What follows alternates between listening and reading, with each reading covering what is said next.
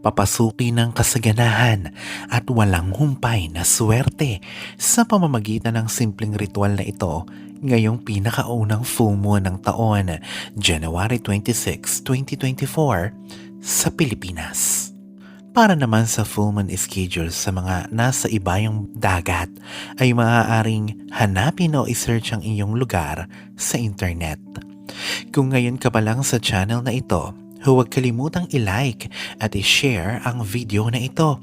Mag-subscribe ka na din at i-click ang notification bell para lagi kang updated sa mga pinakabago nating pampaswerte videos.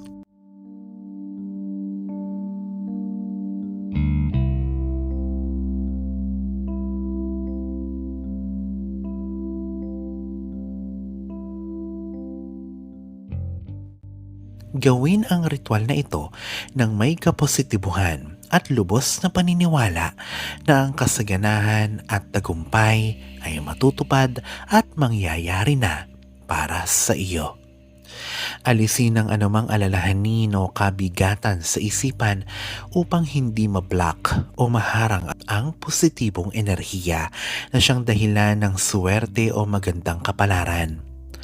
Bago simulan ang ritual, maaaring linisin ang loob ng bahay pagkatapos ay magpausok ng paborito mong insenso. Una, kumuha ng siyam na laurel. Guhitan ito isa-isa ng Feiho symbol.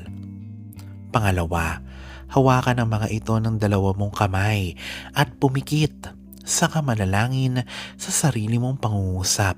Isama ang mga kahilingan mo sa dasal. Gawin ito ng pabulong. Pangatlo, pagkatapos ay i-visualize sa mga hinihiling mo na nangyayari na. I-focus ang enerhiya mo dito sa pamamagitan ng pagiging kalmado at pag-visualize ng malinaw sa abot ng iyong makakaya. Pang-apat, pag naramdaman mong tapos ka na, sunugin ang siyam na laurel na may Feiho symbol sa puting kandila. Panglima, gamit ang abo ng laurel ay iguhit ang Feiho symbol sa lahat ng pader at pinto ng bahay. Sa isang pader o pinto ay isang Feiho symbol ang kailangan na nakaguhit. Hindi kailangan na malaki ang pagguhit o pagdrawing ng Feiho symbol. Kahit ito ay sinlaki lamang ng kamay mo. Iguhit ang Feiho symbol ng pataas.